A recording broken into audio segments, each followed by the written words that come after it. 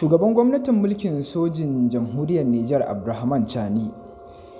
ya kai wata ziyarar bazata zuwa yankin Talabiri da ke cikin ƙasar. Masana da 'yan adawa a jamhuriyar Nijar sun bayyana cewa ziyarar da shugaban mulkin sojin ya kai Abdurrahman Chani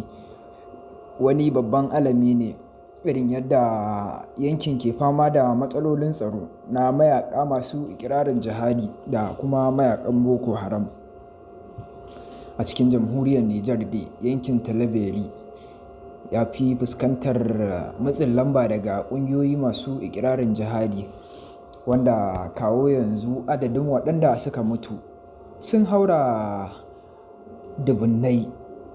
inda wasu daga cikin kuma 'yan adawa suka bayyana cewa borin kunya ne gwamnatin ke yi don fakewa da ziyarar Abdurrahman Chani zuwa yankin, da suka ƙara da cewa ziyarar da ya kai ba ta da wani alfanu ga mutanen yankin. Sun bayyana cewa babban ziyarar da Abdurrahman Chani zai kai yankin Talabiri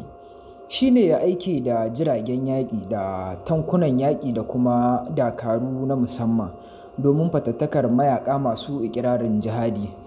Yankin Talabiri dai yanki ne da ke fama da matsalolin tsaro, inda wasu daga cikin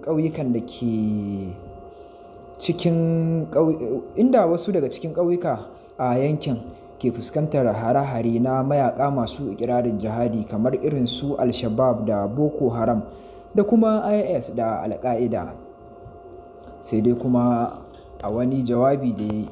ya bayyana cewa gwamnatinsa za ta yi iya bakin ƙoƙarinta domin ta ga an daƙile matsalolin tsaro da suke fuskantar yankunan. Tuni dai manya daga masarautar yankin da kuma malamai suka yi na'am da batun da shugaban mulkin sojin ya yi, inda suka bayyana cewa wannan babban alami ne da ke nuni da irin yadda shugaban mulkin sojin ke sane da irin matsalolin tsaron da ake fuskanta a yankin Talabiri. Ƙarshen shirin namu kenan.